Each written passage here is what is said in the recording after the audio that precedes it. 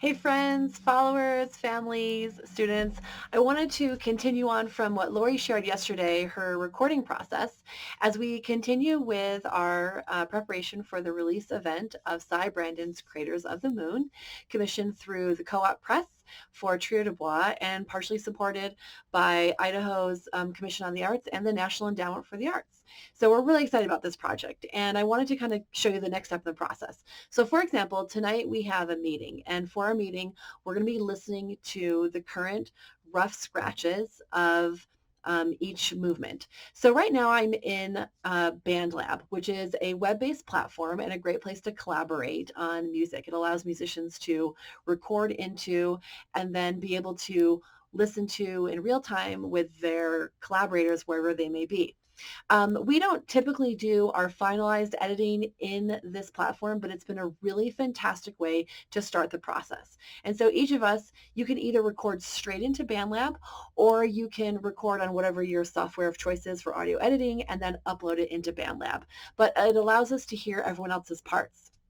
So what you're looking at right now is the current scratch track for the first movement of Cy Brandon's Craters of the Moon. And so what you see on the top is the click track that Lori created. The click tracks that Lori create are really fantastic. She has a YouTube video which talks about how to make a click track that allows for tempo changes. And that's a huge part of doing virtual collaborative work as a musician. It's great to use some of the apps out there and just kind of play straight down music. But of course, most music has to allow for tempo changes. And so the system that Lori's created through Audacity is pretty fantastic. And she continues to add on to those skills and mastery.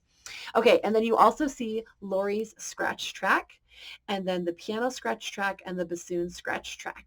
And so what I'll do tonight in preparation for the meeting is just make sure that all these are lined up. We also, you're not seeing the oboe part in here yet, but it'll get in there as well. And so I'm going to leave this in here.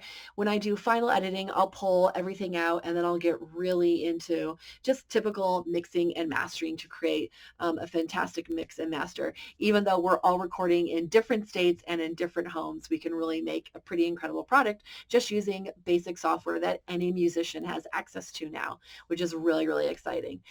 But for tonight, I'm going to just make sure that all these are lined really well, and all of us will take a listen. Typically, we'll do this on our own, and then we'll come together in Zoom and listen through together, and we'll talk about balance issues. Again, as classical musicians, we really want to do, most of our balance on our own.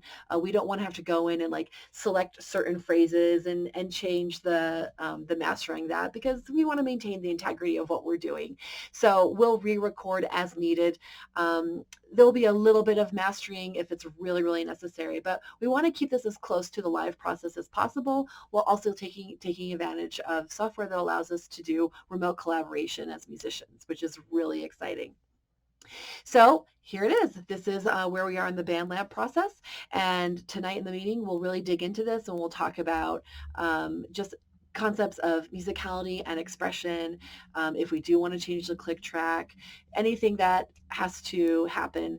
And then we'll go into the next step of the recording process, which might be going straight into final audio, or it might mean another round of what we call scratch tracks. And so just things that we want to continue to work on and listen for. So this is the next step of the process, and I hope it's something that you'll consider to keep your collaborations alive during this crazy time. Thanks so much, friends, and hopefully we'll see you at the live premiere event, which is May 22nd, 7:30 p.m. Mountain, 8:30 Central, 9:30 Eastern, and 6:30 Pacific time on the Ladies Reading Society YouTube channel. Check it out there. Thanks so much for the support. We'll see you later.